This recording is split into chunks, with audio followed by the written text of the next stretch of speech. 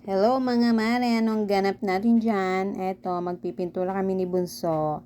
Tara, samahan nyo kami magpintura ni Bunso. Eto na nga, maglalatag ako ng sapin para hindi tumulo ang pintura.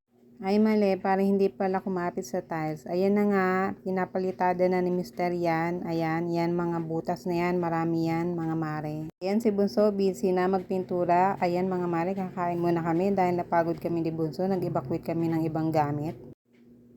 Ayan na nga mga mare, binibilisan namin dyan. Ayan na, ayan, mag-i-start na kami pagkatapos namin kumain. Eto, lagyan muna natin ng plastic ang lalagyan, pati brush. Ayan, bagong brush dapat ang gamitin para maganda ang pagkakapintura.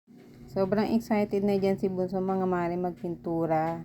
Alam nyo mga mare, sa kwarto sana ako magpipintura, kaya lang naisipan ko dito muna magpintura para naman lumiwanag ang bahay. Eto na nga mga mare, haluin na natin tong pintura na to dahil matagal siya ng stock, ayan, nawala ang kulay niya. Haluin natin ng haluin para lumabas ang kulay niya.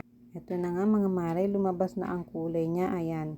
Kaya isalin na natin siya sa ating lalagyan. Excited na si Bunso dyan mga mare, kaya ayan, nakaabang na yung kanyang lalagyan at saka yung kanyang brush.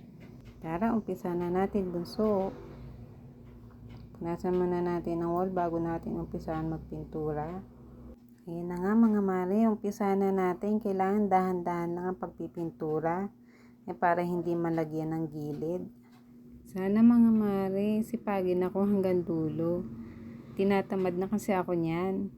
Akala nyo madali lang pero mahirap kasi yung mga gilid kailangan mong pinturahan para pantay ang kulay. Rapper pa kami dyan ni Bunso. Teamwork Bunso, teamwork.